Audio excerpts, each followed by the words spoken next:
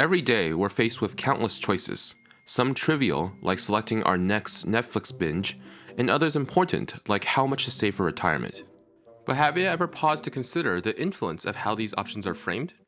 Every opportunity, we're being presented with a tablet that's asking us how much we'd like to tip. Every time you choose a tip amount on this iPad, you're engaging in a silent dialogue between you, the chooser, and the unseen designer.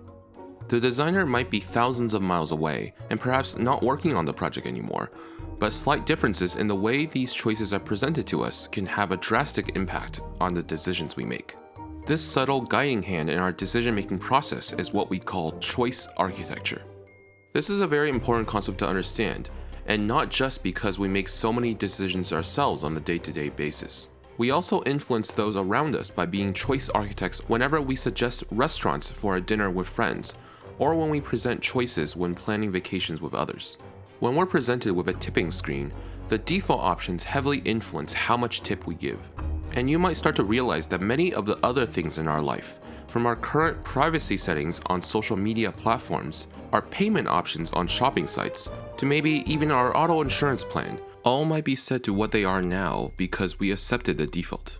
So how powerful is this effect and how does it even work? To answer this, let's go back in time and see how a poorly selected default caused significant financial costs and embarrassment to a major US corporation. This is a day I've been looking forward to for 2.5 years. We are calling it iPhone. When the iPhone was released back in 2007, after the first month, owners started reporting that they were receiving these massive bills, sometimes over 300 pages long, detailing every single call, text, and web search they made. I have an iPhone, and I had to switch to AT&T. Okay, that's wonderful. Well, I got my first AT&T bill. None of it mattered though, because they were on the unlimited plan. So why did most people sign up to get these massive paper bills? Well, when people activated their new phone online, there were 3 billing options: detailed paper bill, summary bill, and electronic bill. The issue was that if you skimmed over the choices and didn't change anything, like what most people did in their excitement to use the new phone, the detailed paper bill was the default that was selected for you. This obviously was a poor default chosen by someone at AT&T. If we changed the default when signing up to either the paperless or summary option, while still giving the opportunity to opt in to physical copies, not only would that be very beneficial to the environment, the customer also gets less unwanted clutter, and AT&T avoids the embarrassment and saves money on printing and postage. These are the kinds of mutually beneficial scenarios that choice architecture can help us find more often, where we match people to the right decision for them. It also shows the first method by which defaults work, by just making the decision easy and inconspicuous. I like to call this the yeah whatever effect. Netflix queuing up the next episode of your show automatically? Yeah, whatever. Install to this location on my computer? Yeah, whatever. Automatically subscribing me to spam mail from your sponsors while signing up? Yeah, whatever. Wait, hold on. I didn't actually want that.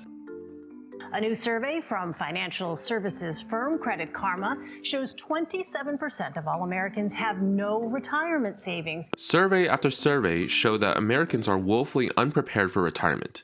More than a third of Americans today feel unprepared or unsure if they're on track for retirement. But despite the large economic consequences, what's still causing people to fall short on saving enough? A hint and possible solution might come from a law passed by Congress in 2006 called the Pension Protection Act. This new law, amongst other things, made it easy for employers to change the previous default of no retirement contributions. Soon after, instead of relying on an opt-in system, many companies started auto-enrolling their employees in a retirement plan with a 3% savings rate that increased over time, unless they opted out. A study conducted by behavioral economists Shlomo Ben-Nartzi and Richard Thaler in 2013 showed that this change in default boosted annual retirement savings by over $7 billion. This shows the second method by which defaults work, through endorsement by a trusted source. People thought their employer had chosen the best option for them as the default.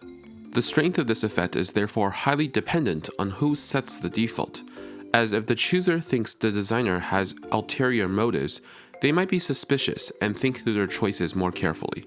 We should change and adopt more defaults like this in other domains such as healthcare and education as well, as trusted individuals such as doctors and professors can give us a sense of endorsement to well-set defaults. But this example also highlights the potential pitfalls of defaults as endorsements.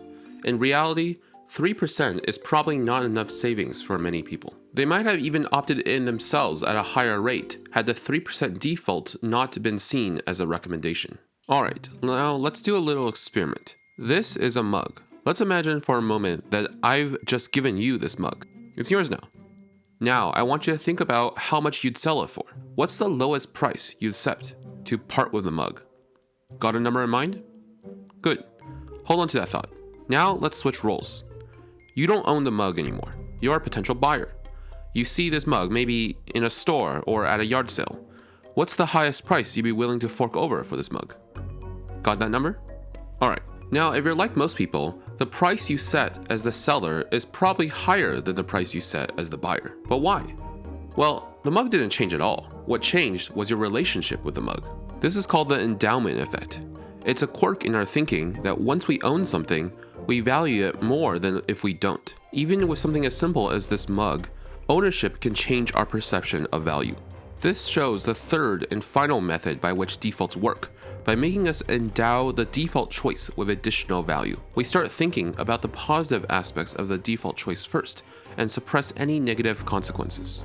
Defaults therefore work as a three-pronged approach, by making the decision easy, implying endorsement, and endowing the chooser with ownership of the default option. One important thing to keep in mind is that the goal of well-designed choice architecture isn't to push one option as being right or wrong. It's to match people with the choice that is best for them.